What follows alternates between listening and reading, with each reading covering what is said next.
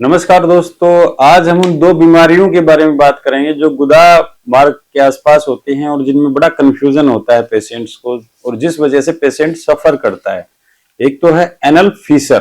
Fisher में दर्द होता रहता है पोटी करने के बाद, उसमें 2-4 ड्रॉप खून की आते हैं और भीषण दर्द होता है मल त्यागते हुए, और जो पेशेंट होता है वो मल त्यागने से डरने लगता है। फिस्टुला क्या होता है? फिस्टुला भी मलद्वार के आसपास एक छोटी सी गांठ होती है, कभी बाहर की तरफ उसका रास्ता खुल जाता है, कभी नहीं खुलता, उसके आसपास कभी एब्सेस बन जाता है, सूजन आ जाती है, दर्द रहता है। बैठते हुए रोगी बताते हैं कि लंबे जब बैठते हैं तो हमें चुभन जैसा एक अजीबोगरीब सा एक गहराई में दर्द होने लगता है गुदा मार्ग के आसपास। लेकिन कई बार क्या होता है कि फिस्टुला तो है ही पेशेंट को, लेकिन उसको कभी छोटा मोटा कट लग जाता है मल त्यागते हुए तो उसमें फिसर भी हो जाता है।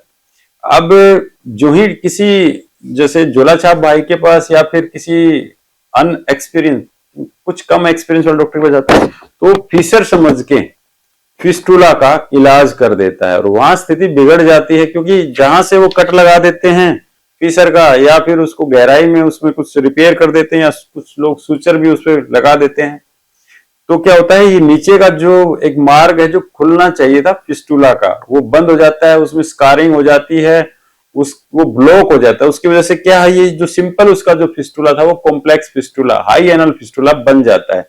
कैसे बन जाएगा? जब वो जो मल द्वार के आसपास जो एक सुराख था या छोटी मोटी कोई दरार थी जिसमें से वो पस निकलती रहती थी या पानी जैसा कुछ निकलता रहता था, अब वो ब्लॉक हो जाती है। वो ब्लॉक होगा तो वो पस ऊपर की तरफ जाती है और वो कॉम्प्लेक्स एनल फिस्टुला बन जाता है, जिसको कि ट्रीट करना फिर काफी मुश्किल हो जाता है। तो ये जो फिशर अगर किसी को है तो अगर कंफ्यूजन है तो एमआर फिस्टुलोग्राम या फिर वहां का लोकल जो पेरिएनल एरिया का या एंडोएनल एरिया का जरूर अल्ट्रासाउंड कराइए या फिर एमआरआई फिस्टुलोग्राम कराना ही चाहिए, ताकि ये कंफ्यूजन ना रहे, ताकि बाद में रोगी उसको सफर ना करे।